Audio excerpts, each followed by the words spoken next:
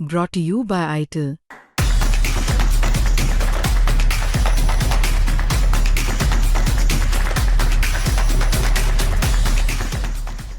तो आदाब, नमस्कार, गुड इवनिंग, सत श्री अकाल। एक बार फिर आप तमाम लोगों का स्वागत है क्राइम तक की कहानी के इस एपिसोड में। उम्मीद है पूरी फैमिली अच्छी होगी, अपना और अपनों का ख्याल रख रही होगी। कुछ साल पहले की बात है जब रूस ने यूक्रेन पर हमला किया था, और आप सबको याद होगा कि पूरी दुनिया में यही कहा जा रहा था कि बस 2-3 दिन की बात है और यूक्रेन बुरी तरह हार जाएगा और रूस मनमर्जी करेगा यूक्रेन के साथ। लेकिन आज 2 से 3 साल तो शायद हो गए।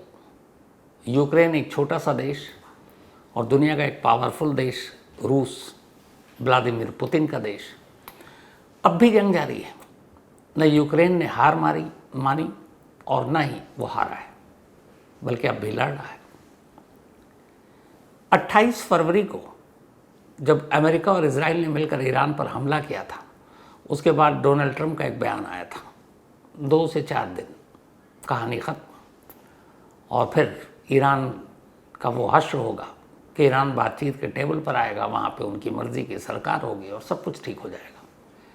2-4 दिन बीते, फिर ट्रंप का आया बयान कि हमने ईरान के जितने भी ठिकाने, जितनी भी अहम सैन्य ठिकाने थे या बाकी चीज़ें थीं, सबको बर्बाद कर दिया। बल्कि यहाँ तक उनका बयान था कि अब ईरान पर हमला करने के लिए कुछ बचा नहीं है, मतलब बस जंग खत्म। फिर उसके बाद डोनाल्ड ट्रंप का बयान आता है कि जितनी हमें उम्मीद थी उससे कहीं ज़्यादा ताकत के साथ ईरान लड़ रहा है। फिर उन्हीं की टीम का एक बयान आया कि हम जो मिसाइल को मार गिराने वाली चीज़ें बनाते हैं वो महीने में शायद 7 बनाते हैं और ईरान एक ही महीने में 20-25 मिसाइल बना देता है।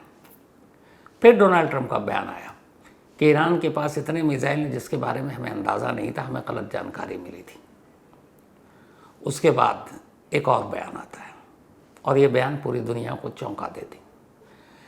डोनाल्ड ट्रंप नाटो के अपने दोस्त देशों से कहते हैं कि आप आओ और हॉर्मुज़ स्ट्रेट, जहाँ से दुनिया भर के देशों में 20% कच्चा तेल उस रास्ते से होकर गुजरता है, जिस रास्ते से सऊदी अरब और मिडिल ईस्ट के ज़्यादातर देश, जिसमें कुवैत, कतर, इराक, बहरीन, इन सभी के तेल और गैस वहीं से जाते हैं, उसी रास्ते से।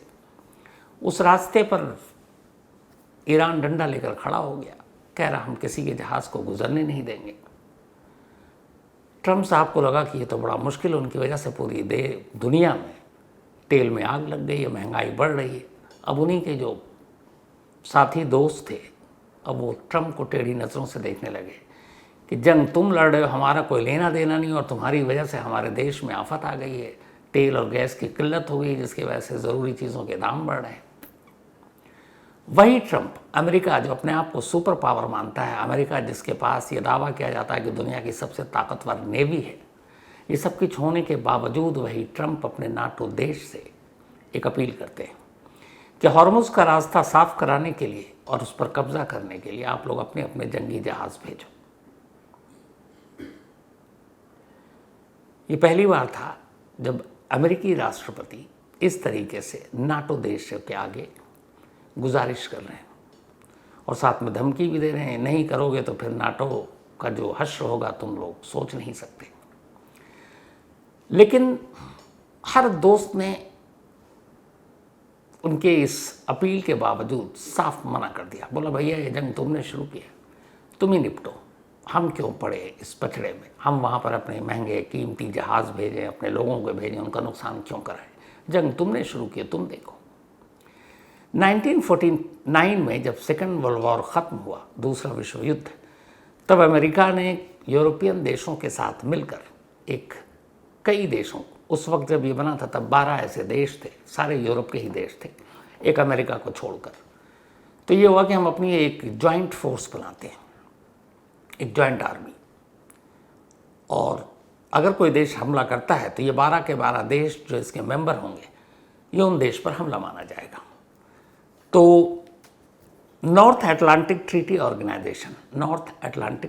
ऑर्गेनाइजेशन यानी कि नाटो, NATO, 12 देशों का एक जॉइंट मिलिट्री ग्रुप बना 1949 में। फिर धीरे धीरे वक्त बीता और इस वक्त 32 मेंबर हैं नाटो के, और इन 32 में से एक अमेरिका और दूसरा कनाडा को छोड़ दें तो बाकी के 30 यूरोपियन कंट्री हैं, जिनमें फ्रांस से लेके इटली से लेकर ब्रिटेन से लेकर सभी हैं, जर्मनी सभी हैं। तो अब अमेरिका एक तरफ और कायदे से 31 जो देश हैं नाटो, जिनका बनाने का मंत्रा ही यही था कि अगर किसी एक देश पर हमला होता तो सभी देश एक साथ मिलकर उस पर चढ़ाई कर देंगे। लेकिन अमेरिका ईरान पर चढ़ाई करता है और अब हॉर्मुज़ के रास्ते को खुलवाने के लिए अपने उन्हीं नाटो मित्र देशों से अपील करता है, और जवाब में नाटो देश क्या कहते हैं कि भाई हम इस झंझट में क्यों फंसे, हम चाहते हैं कि बातचीत से मसले का हल हो, जंग तुमने शुरू की है, तुम देखो हम अपने लोगों की जान क्यों खतरे में डालें, हम अपने जहाज़ क्यों भेजें। सब ने मना कर दिया लाइन से। ट्रंप साहब को गुस्सा आया, उन्होंने ब्रिटेन से लेकर बाकी देशों को भी धमकियाँ देनी शुरू कर दी। ये भी कहा कि इन देशों में हमारी इतनी आर्मी है, हम चाहें तो कुछ भी कर सकते हैं। लेकिन सभी देश ट्रंप से अलग हो गए। ट्रंप ने फिर ये कहा था कि ये जंग हमारे लिए एक खेल है, कभी भी ख़त्म कर देंगे। लेकिन वही ट्रंप 17 दिनों की जंग के बाद न सिर्फ अकेले पड़ गए, बल्कि पहली बार उन्हें लगा कि शायद ईरान पर हमला करके उन्होंने गलती की है, क्योंकि जंग जारी है। करीब 20 अमेरिकी सैनिकों के मरने की खबर है, 400 से ज़्यादा घायल हैं। हालांकि अमेरिका का ये स्टेटमेंट है कि उनमें से बहुत सारे वापस ड्यूटी पर लौट आए। अमेरिका में अगर एक सैनिक की भी मौत होती है तो अमेरिकी जनता सरकार के ख़िलाफ़ बहुत गुस्सावर हो जाती है, और ये जंग तो वैसे ही अमेरिका ने अपनी जनता पर भी थोप दी बिना मतलब के, इजराइल के बहकावे में आकर। अब नतीजा ये है कि 17 दिन हो गए, 2-4 दिन का खेल अब लंबा खींच गया, और इससे भी बड़ा आप क्या कहें अमेरिका के लिए मजाक कि ये हुआ कि भाई अब सीज़ फायर कर दो, युद्ध विराम। अमेरिका कहता है ठीक है, हमारे पास अब वहाँ पे हमला करने के लिए तो कुछ बचा नहीं। तो जब बचा नहीं तो फिर नाटो देश से आप मदद क्यों मांग रहे हैं। और दूसरा, पहली बार ऐसा हुआ कि अमेरिका को किसी ने आईना दिखाया। अब अमेरिका नहीं बल्कि ईरान मना कर रहा है युद्ध विराम के लिए। ईरान के जो प्रेसिडेंट हैं मसूद पेजेश्कियन, इन्होंने सोशल मीडिया पर एक पोस्ट किया और उसमें उन्होंने लिखा है कि कई देशों ने हमसे युद्ध विराम करने के लिए क्या, खासतौर पर उन्होंने पाकिस्तान और रूस का जिक्र किया। उन्होंने कहा कि अब आप युद्ध विराम कर लीजिए, सीज़ फायर कर लीजिए। ईरान का कहना है कि जंग हमने शुरू नहीं की है, जंग हम पर थोपी गई, हम तो लड़ रहे हैं, अपना बचाव कर रहे हैं, अपना डिफेंड कर रहे हैं, और ये सच है। तो जब हम पे थोपी नहीं की, शुरू हमने नहीं की, तो हम कौन होते हैं युद्ध विराम करने वाले। अमेरिका और इजराइल जंग रोके, और अगर आप मुझसे उम्मीद कर रहे हैं कि हम जंग रोकें तो फिर 3 शर्तें हैं। सोचिए, ईरान अपनी शर्तें गिना रहा है अमेरिका को। 17 दिन की लड़ाई में उन्होंने अपने तेवर और ताकत दिखाए, तो फिर शर्तें भी रखेंगे सामने। 3 शर्तें उन्होंने रखी युद्ध विराम के लिए फ़ौरन, और ये जो 3 शर्तें हैं वो ये है कि पहला, ईरान चाहता है कि इजराइल और अमेरिका पूरी तरीके से जो ईरान के न्यूक्लियर प्रोग्राम चल रहे हैं उसको कानूनी मान्यता दे, उसमें टांग ना अड़ाए। दूसरा, जो इन दोनों ने ईरान पर हमला किया 28 फरवरी से लेकर अब तक जो बमबारी की है, उसमें जितना नुकसान हुआ उसका मुआवजा दें। और तीसरा, इस बात की गारंटी दें कि दोबारा ईरान पर अमेरिका या इजराइल हमला नहीं करेंगे, और ये इंटरनेशनल गारंटी चाहिए। तो अगर ये 3 शर्तें मान ली जाती हैं तो फिर ईरान युद्ध विराम को तैयार है, और वरना ईरान तब तक लड़ेगा जब तक आखिरी उसके पास हथियार होगा। तो ये बात सिर्फ 3 शर्तों की नहीं है, ये बात ये है कि कैसे ईरान ने अमेरिका और इजराइल को इन 17 दिनों की जंग में उनकी उम्मीद से ज़्यादा परेशान कर दिया, और अब भी खड़ा हुआ है। इस ईरान की तरफ से बयान आया था कि शुरुआती जंग में जो पहले 5-6 दिन थे उन्होंने अपने कबाड़ मिसाइल का इस्तेमाल किया था, और ये बड़ी एक सोची समझी उनकी रणनीति का हिस्सा था कि जब हमला हुआ तो उन्होंने पलटवार किया, मिसाइल दागे जो उनके सबसे घटिया मिसाइल थे। क्यों? ताकि उस मिसाइल को गिराने के लिए इजराइल अपने बेहतरीन जो हथियार हैं उनको छोड़े, जैसे आयरन डोम और बाकी चीज़ें थी, लेकिन वो इस खेल को समझ नहीं पाए और ईरान के इस कबाड़ मिज़ाइल पे ही अपनी सारी एनर्जी लगा दी। और उसके बाद फिर ईरान ने अपने मिज़ाइल निकाले और वो अभी भी लगातार न सिर्फ इजराइल पर, बल्कि पहली बार ऐसा हुआ कि अमेरिका के जो सैन्य ठिकाने मिडिल ईस्ट में हैं उन देशों पर, उन ठिकानों पर ईरान ने हमला किया। और ये किसी ने नहीं सोचा था कि ईरान सीधे सीधे अमेरिका के सैन्य ठिकानों पर हमला कर सकता है, लेकिन ईरान ने जब ये किया, कहानी वहीं से पलटी। अब अमेरिका की परेशानी ये है कि जंग ख़त्म होने का नाम नहीं, ईरान युद्ध विराम को तैयार नहीं, और खामखा बात इजराइल और ईरान की थी, अमेरिका कूद पड़ा एक दादागिरी के तौर पर। अब उसे कुछ समझ में नहीं आ रहा है। तो यही अब एक बात हो रही है, और वो ये कि क्या 17 दिन के इस जंग में अमेरिका हार गया, और दूसरा कि अमेरिका को क्यों अब ये नाटो देशों से मदद मांगनी पड़ी, जबकि आपके पास बेस्ट नेवी है, आपके पास सुपर पावर है आप। तो उसकी कई चीज़ें हैं। अमेरिका को जब ये लगा था शुरुआत में ईरान पर हमला किया कि जनवरी में और दिसंबर के एंड में अमेरिकी जो लोग हैं उन्हें बड़ी आसानी से समझा सकते हैं कि ईरान में देखो, ईरानी जनता उन्हीं की सरकार के ख़िलाफ़ है, हम हमला करेंगे, तख्ता पलट करेंगे, ईरानी जनता खुश हो जाएगी, बाकी काम हो जाएगा। लेकिन हुआ उल्टा। जब 28 फरवरी को अमेरिका ने हमला किया, जिसमें खामनेई की मौत की बात आई, उसके 24 घंटे बाद डोनाल्ड ट्रंप ने एक बयान जारी किया था कि ईरानी जनता या ईरानी अवाम, अब तुम आगे आओ और सत्ता अपने हाथ में लो, अपने पसंद के लोगों को बनाओ। फिर उन्होंने ये भी कहा ट्रंप ने कि अब जो अगली हुकूमत होगी उसमें जो नेता होगा उसमें हमारी भी हाँ होगी कि कौन बनेगा। लेकिन हुआ उल्टा। इस जंग के बाद जो ईरानी जनता खामनेई और ईरान की सरकार के ख़िलाफ़ थी, वो एकजुट हो गई। खामनेई की मौत की जब खबर आई तो हज़ारों लोग सड़कों पर उतर आए। तख्ता पलट हुआ नहीं। पहला झटका अमेरिका को यहाँ लगा। दूसरा झटका ये लगा कि जब ईरान ने हॉर्मुज़ स्ट्रेट बंद कर दिया, तो अब अमेरिका की दोस्ती तो मिडिल ईस्ट के देशों से है, सऊदी अरब से है, यूएई से है, कतर से है, इराक में तो उसकी कठपुतली सरकार है ही है। तो वहाँ के जब सैन्य ठिकानों पर हमले होने लगे, तो अब यूएई जैसा देश जो पूरी तरह से टूरिज़्म पर टिका हुआ है, दुनिया में सबसे सेफेस्ट प्लेस जिसको कहते हैं, जिसका कोई टेररिज्म क्राइम से मतलब नहीं है, और वहाँ बड़े बड़े लोगों ने अपनी इन्वेस्टमेंट कर रखी है, बड़े बड़े लोगों के घर हैं पूरी दुनिया के। तो जब वहाँ हमला हुआ तो लोग घबरा गए कि दुबई में तो हम लोग आए थे कि भाई ये सेफेस्ट प्लेस है, पर यहाँ क्या हो रहा है, यहाँ भी मिसाइल गिर रहे हैं। उधर सऊदी अरब में, रियाद में भी अमेरिकी बेस पर हमला होने लगा। तो इन देशों को लगा कि ये क्या हो गया। अब वो देश अमेरिका पर दबाव डालने लगे, भाई लड़ाई आपकी है, हमारे देश पर क्यों हम खामखा आपकी वजह से, आपकी मौजूदगी की वजह से हम पर हमले हो रहे हैं। तब उधर दबाव भी है कि अमेरिका मिडिल ईस्ट के अपने दोस्त देशों को नाराज़ नहीं कर सकता, क्योंकि यहाँ से अमेरिका अपनी मन मर्जी के हिसाब से तेल भी लेता है और उस देश को चलाता भी है। तो अरब देश भी नाराज़ हो रहे हैं। हॉर्मुज़ के बंद होने से इन देशों, जो पूरे अरब देश हैं, इनकी पूरी जो ज़िंदगी टिकी है वो तेल और गैस पे ही है। वही बेच कर ये लोग अपनी शाही ज़िंदगी जीते हैं, और वो तेल निकाल कर जो ले जाने का दुनिया का बाज़ार है, वो वही रास्ता है जो ईरान की दहलीज पर है, यानी हॉर्मुज़ स्ट्रेट।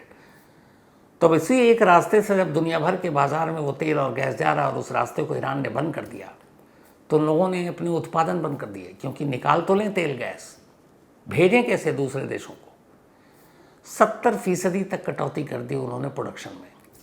अब इस कटौती का मतलब है कि उनकी आर्थिक हालत भी हर गुजरते दिन के साथ कम होती जाएगी, गिरती जाएगी। अब वो अलग उधर दबाव डाल रहे हैं अमेरिका पर कि आपके जंग की वजह से हमारा तो बिजनेस ठप हो रहा है, तो हम क्या करें।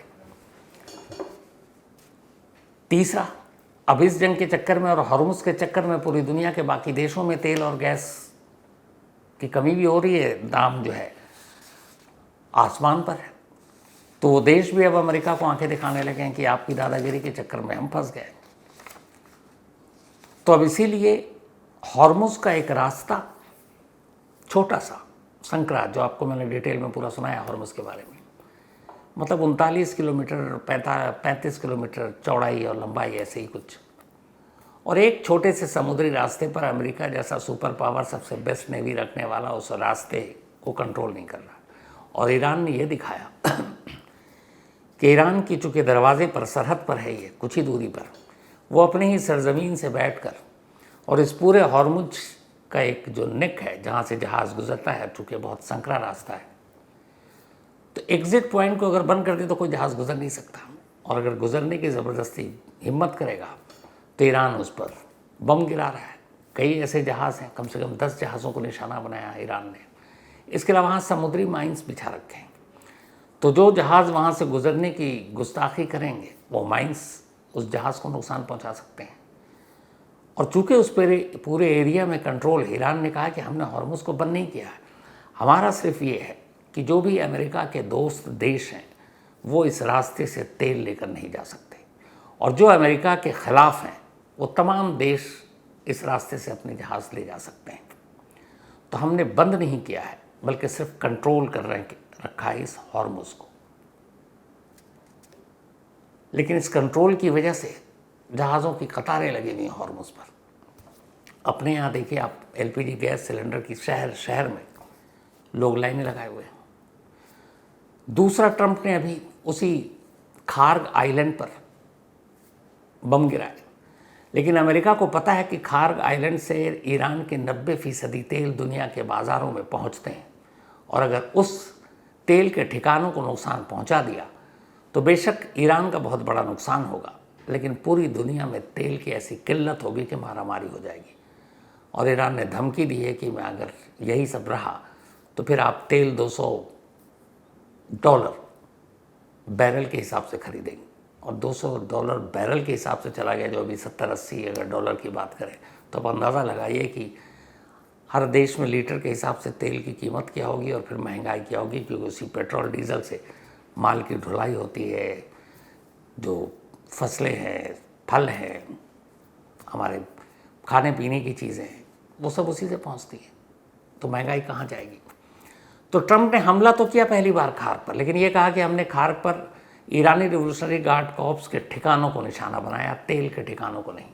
और ये सच है, तेल के ठिकानों को कुछ नुकसान नहीं, क्योंकि वहाँ अभी भी जो रिपोर्ट आई है ईरान तेल की सप्लाई कर रहा है। इसकी वजह ट्रंप का यही डर था कि अगर खार्ग के तेल के डिपो को नुकसान पहुँचा दिया तो फिर जो अभी भी थोड़े बहुत देश कह रहे हैं कि हाँ ट्रंप साहब हम आपके साथ हैं, वो भी पीठ दिखा देंगे, क्योंकि कोई भी देश अपने यहाँ महंगाई और तेल की किल्लत बर्दाश्त नहीं कर सकता, जनता खिलाफ हो जाएगी। तो इसलिए यहाँ पर भी मजबूरी थी ट्रंप की कि वो खार्ग को बर्बाद नहीं कर सकते थे। अब जितने भी देश हैं, इन सारे देशों के साथ भी आप हॉर्मुज में ऑपरेशन नहीं कर सकते थे, इसलिए भी बाकी के नाटो के देशों ने इनकार कर दिया, क्योंकि फिर जॉइंट ऑपरेशन में आपस में एक दूसरे की तालमेल बहुत ज़रूरी है। हर एक की अपनी ट्रेनिंग है, अपनी तरह का उनके पास वेपन है, और सबसे बड़ा ख़तरा ये है कि जहाज़ लेट हो जाएं हॉर्मुज के पास, बहुत छोटी सी जगह, कंट्रोल कैसे कर सकते हैं, क्योंकि जगह जगह समुद्री माइंस पीछे हुए हैं, और उस माइन से बच गए तो फिर दहाने पर, उसके दरवाजे पर खड़ा है ईरान। तो दोनों तरफ से खतरा है, और यही वजह है कि ये जंग शुरू हुई थी खामनी के तख्ता पलट के लिए। खामनी अब इस दुनिया में है नहीं, क्योंकि इजराइल की बमबारी में पहले दिन उनकी मौत हो गई, लेकिन न ईरानी जनता खिलाफ हुई सरकार के, न वहाँ तख्ता पलट हुआ अभी तक, बल्कि खामनी के बेटे को अगला सुप्रीम लीडर भी चुन लिया गया। लेकिन जिस तख्ता पलट के लिए जंग 28 फरवरी को शुरू हुई, उसकी सच्चाई ये है कि जंग अब 2 जगहों पर आकर सिमट कर रह गई है। एक है हॉर्मुज और दूसरा है खार्ग आइलैंड, जिस पर ट्रंप साहब कब्जा करना चाहते हैं। आज ही दिन भर एक बड़ी खबर चल रही है, अब इसके बारे में क्या कहें। ट्रंप साहब ने अभी ईरान से निपटे नहीं और कह रहे हैं कि हम, क्यूबा जो है उसकी इकोनॉमी ठीक नहीं है, वहाँ तेल भी नहीं है, वहाँ की सरकार भी निकम्मी है, तो हम चाहते हैं कि मैं पहला प्रेसिडेंट बनूँ अमेरिका का जो क्यूबा पर कब्जा कर ले। और मैं इसके बारे में गहराई से सोच रहा हूँ। तो मतलब आप ये देखिए कि कहाँ वेनेजुएला से शुरू हुआ, फिर क्यूबा, अभी ईरान पर है, और भी कई देश हैं। मतलब डोनाल्ड ट्रंप ने दुनिया के देशों को देश नहीं, बल्कि ऐसा है जैसे कोई खाने पीने की चीज़ हो या कपड़ा हो या कोई कीमती सामान हो कि बस मुझे पसंद आ गया और मैं ले जाऊंगा। क्यूबा के बारे में आज का स्टेटमेंट है, और बाकायदा हर टीवी चैनल पर चल रहा है कि हम क्यूबा पर भी कब्जा करने की सोच रहे हैं। तो ईरान से अभी निपट नहीं पाए। अमेरिका में इस हमले को लेकर ट्रंप के खिलाफ ही धरना प्रदर्शन जारी है। उधर इजराइल मज़े में है क्योंकि उसने जंग शुरू करके अमेरिका को अपने साथ मिलाया और अब मज़े से बैठा हुआ है कि चलो अमेरिका आगे आगे वो देख लेगा। उसने भी अपनी चालाकी की है और इस खेल में ट्रंप फंस गए। ऐसा फंसे हैं कि 2-4 दिन का खेल समझ रहे थे, 17 दिन तो हो गया, अब उल्टा ये पड़ गया है कि अब ईरान से लोग कह रहे हैं कि भाई आप सीज़ फायर कर लो, युद्ध विराम, और ईरान ने शर्तें रख दी सामने, शर्तें ऐसी जो शायद मानी नहीं जाएंगी और ईरान को ये बात पता है और इसीलिए ये जंग अब लंबी खींचेगी और या तो फिर अमेरिका और इजराइल पीछे हटे। तो कुल मिलाकर जंग तो 3 देश के बीच में है, लेकिन ट्रंप साहब ने पूरी दुनिया में इस जंग को घसीट दिया, क्योंकि ख़ासतौर पर ईरान के भी बारे में भी यही कह सकते हैं कि ईरान ने जिस चालाकी से हॉर्मुज़ के रास्ते को बंद किया, पूरी दुनिया के तमाम देश एक तरह से जाने अनजाने इस जंग का हिस्सा बन गए। अब वो अपने अपने देश में जूझ रहे हैं तेल, पेट्रोल, गैस को लेकर, और लोग, अगर ये किल्लत बढ़ती है तो जनता क्या करेगी? वो अपनी ही सरकार के खिलाफ आवाज़ उठाएगी। तो एक शक्तिशाली देश की भूख कब्ज़े की या दूसरे देशों में घुसपैठ या दादागिरी की किस तरह से पूरी दुनिया को परेशान कर सकती है, बेस्ट एग्जाम्पल है ईरान पर अमेरिका का ये हमला। तो आज की कहानी में फ़िलहाल इतना ही। अब आपसे मुलाकात होगी कल रात 9 बजे किसी नई कहानी के साथ। तब तक अपना और अपनों का ख्याल रखिएगा। Thank you very much.